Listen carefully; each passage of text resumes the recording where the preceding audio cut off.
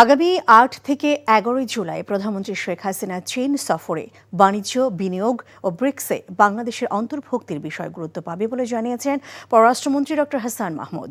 দুপুরে ঢাকায় সফররত চীনের কমিউনিস্ট পার্টির আন্তর্জাতিক বিভাগের মন্ত্রী লিউ জিয়ানশাওয়ের সাথে বৈঠক শেষে একথা জানান তিনি। এ সময় রোহিঙ্গা প্রত্যাবাসনের সহযোগিতার কথা পুনর্ব্যক্ত করেছেন চীনা মন্ত্রী। অন্য এক অনুষ্ঠানে পররাষ্ট্রমন্ত্রী বলেন, একটি বিশেষ মহল সরকারের বিরুদ্ধে ষড়যন্ত্র চালাচ্ছে। তামজিদ সুমনের রিপোর্ট। এখন জন্ম সনদ দিয়ে খোলো বিকাশ স্টুডেন্ট অ্যাকাউন্ট। নিজের বিকাশ নিজে কর।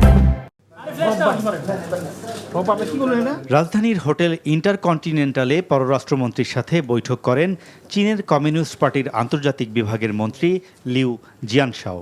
আলোচনায় প্রধানমন্ত্রীর চীন সফরে কোন বিষয়গুলো গুরুত্ব পাবে সে ব্যাপারে কথা বলেন তারা।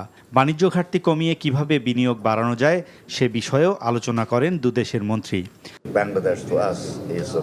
প্রধানমন্ত্রী শেখ হাসিনার চীন সফর দুই দেশের সম্পর্ককে আরও দৃঢ় করবে।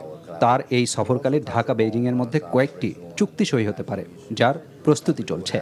স্মার্ট বাংলাদেশ বিনির্মাণে পাশে থাকবে চীন। প্রধানমন্ত্রীর আসন্ন চীন সফর দুদেশের সম্পর্ককে আরও দৃঢ় করবে জানিয়ে মন্ত্রী বলেন, সফরকালে ঢাকা বেইজিংয়ের মধ্যে কয়েকটি চুক্তি সই হতে পারে।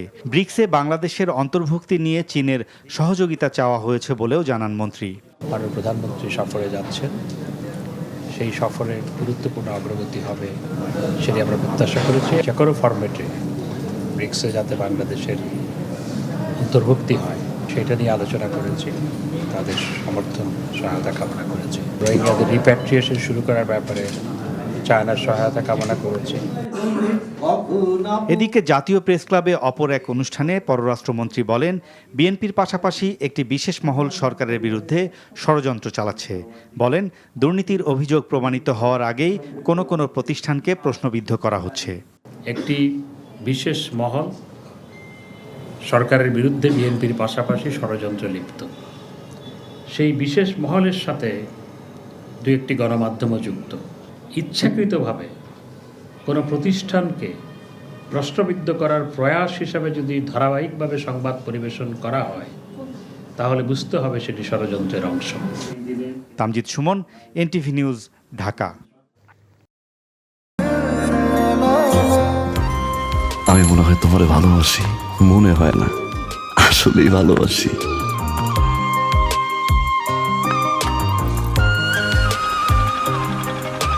আপনি যে আমার ভালোবাসেন আমি টের পাই।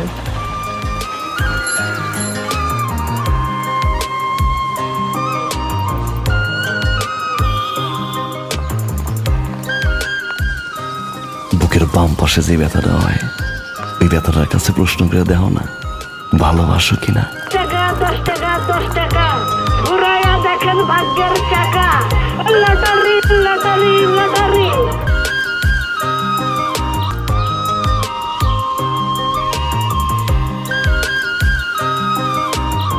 আপনি না চোখের যন্ত্রণা বুঝতে পারেন, বুঝে নেন।